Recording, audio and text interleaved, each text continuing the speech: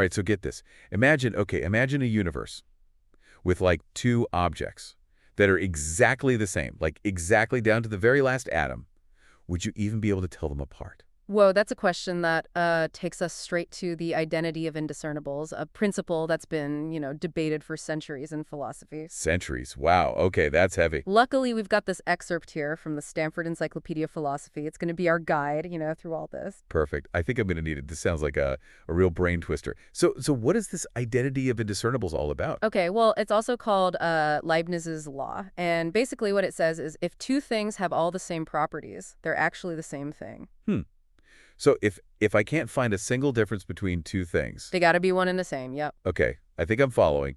But this has got to be about more than just like two identical coffee mugs, right? You got it. It's not just about how things look, it's really about the essence of objects or substances, I guess you could say. Like, it's saying that their identity is all tied up in their properties. So it's getting at like what makes something unique, even if it looks exactly the same as something else. Exactly. And to make things even more interesting, there are actually two versions of this principle. We've got the strong version and the weak version. Okay, now you've got my attention. Strong versus weak. What's the difference? So the strong version, that one zeroes in on intrinsic properties. Qualities that belong to the object itself, no matter what's around it. Like, Shape, size, composition, all that. oh, I see. So for the strong version, it's all about what the object is, not where it is or what's around it. Precisely. Now, the weak version, it broadens things a bit. It includes properties that might be related to other objects, but without being specific about which objects. So like being a certain distance from something. That's it. That would be a property under the weak version. I think I see where this is going. It's easier to picture, say, two rocks being totally indiscernible, just based on their own properties, the strong version. But two people, that's a whole different story. You're getting it. It's like our relationships, our experiences, our place in the world, all of that factors into what makes us unique. Even if we could, find two people who were physically identical, their lives, their connection, that would set them apart. Yeah, that makes sense. So the weak version is almost acknowledging that everything exists in relation to, well, everything else. Like it's all like a cosmic web. Exactly. And you know what? That leads to some pretty mind-boggling thought experiments. Like our source uses this example of three identical spheres. Just imagine them arranged at different distances from each other. Does that spatial arrangement alone make them distinct? That's a good question. And like, if the spheres themselves are identical, does it really matter where they are in space? And to really push the limits here, imagine a perfectly symmetrical universe with only three of these spheres, all the same distance apart. How could you even tell them apart then? Okay, now we're getting into Matrix territory or something. Like it's a cosmic spot the difference, but there are no differences to spot. And that's the real challenge, right? These thought experiments, they really push even the weak principle, as far as it can go. If there's just absolutely no way to tell these spheres apart, even based on how they relate to everything else in that universe, are they even really separate things? Yeah, it makes you wonder, like, if they're truly indiscernible, does it even matter if we call them separate things? Is it all semantics at that point? That's a really great point. And it leads to this real head scratcher, the concept of thisness. If two things are identical in every other way, does just being this one or that one, does that actually count as a property that sets them apart? I don't know. I'm trying to wrap my head around thisness. It almost feels like we're just pointing at something and saying, well, that's that one, and this is this one. Even if there's no real difference, it feels a little circular, doesn't it? You've hit the nail on the head. Philosophers have really wrestled with this whole thisness concept. They also call it Heischelti. And it's this idea that an object has a unique identity simply because it's that specific thing. But does relying on this really abstract notion to tell things apart, does that actually weaken the whole principle? It definitely makes things more complicated. You're saying the identity of indiscernibles, it only works if we can point to this vague idea of thisness. It's making me think maybe it's more about our limitations, and how we observe things and understand things, than about some fundamental truth about reality itself. Yeah, that's a valid interpretation. It really raises the question, right? Are there things out there that are truly indiscernible, even if we can't, perceive them that way? So even if our universe isn't full of exact copies, Could they exist? I don't know, in other universes. Maybe there's like a universe out there where every grain of sand is like totally identical. That's an intriguing thought. It highlights how tough it is to like apply this principle universally.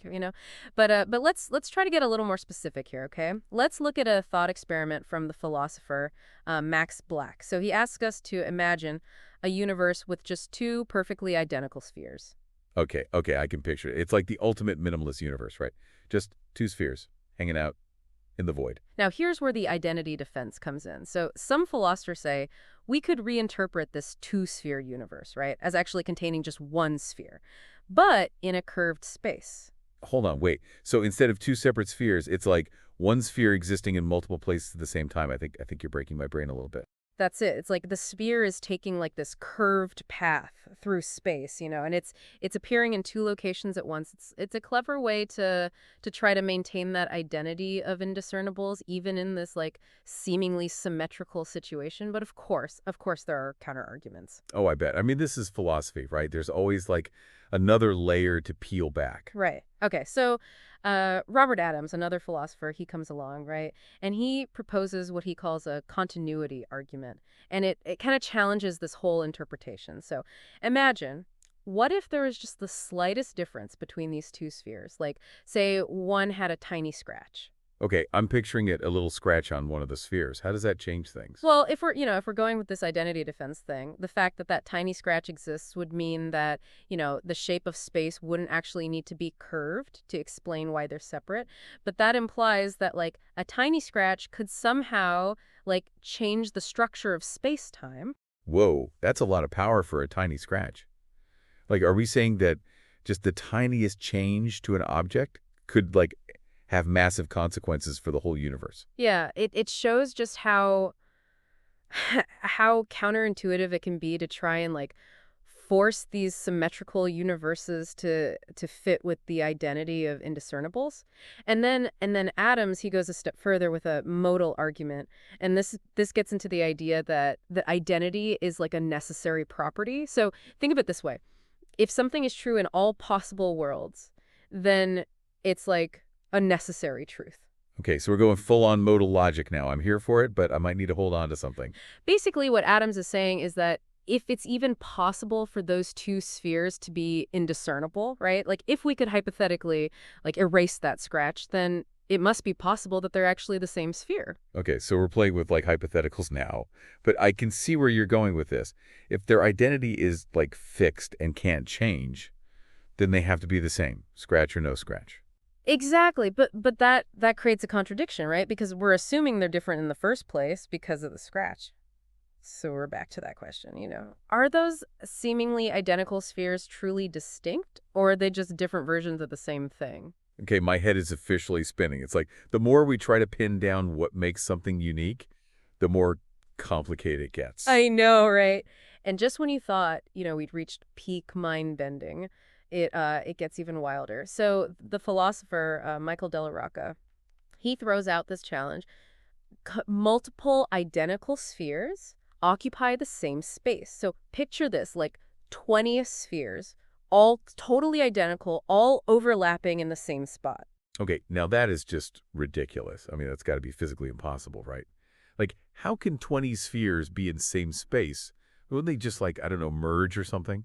It does seem like totally counterintuitive. But Della Rocca's point is, if we reject this whole identity of indiscernibles thing, then how do we even explain why this scenario is impossible without like appealing to the very principle we're trying to debunk? So it's like we're saying they can't be in the same space because they're different, but how do we even know they're different if they're identical? It's like a philosophical catch-22 or something. Exactly. He's saying we need to be able to explain non-identity, especially when we're dealing with like simple objects without any parts.